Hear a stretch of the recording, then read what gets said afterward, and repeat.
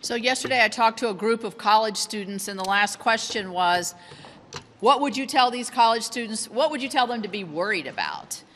And I said I would tell them to be worried about the chaotic world that is happening right now. And they said, well, what do you mean by that? And I said, well, the natural, Israel, Gaza, Ukraine, and Russia, Taiwan, and China. Those are very unsettling for the future and what Iran is doing.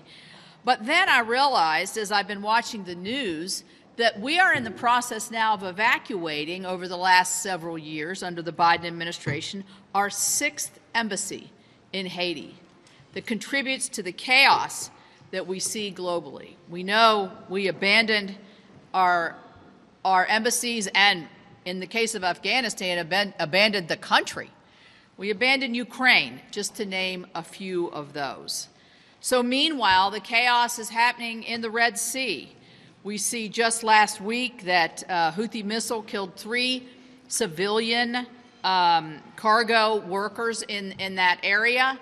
And we also see that days later that we shot down at least over 20 of the drone attacks by the Houthis. So this chaos is aiming at us and aiming at the world that these young people are going to be facing for the next several decades.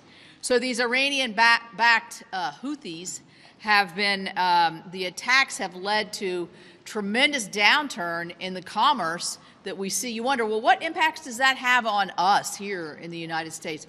Great impacts. There's a lot of commerce and trade that goes through that area, not just on American ships, but others.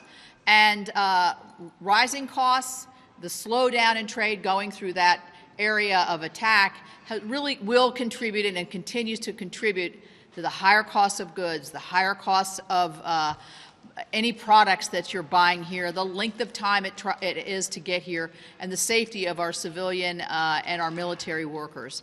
So the chaos that we see under the Biden administration is global, and it's very, very worrisome.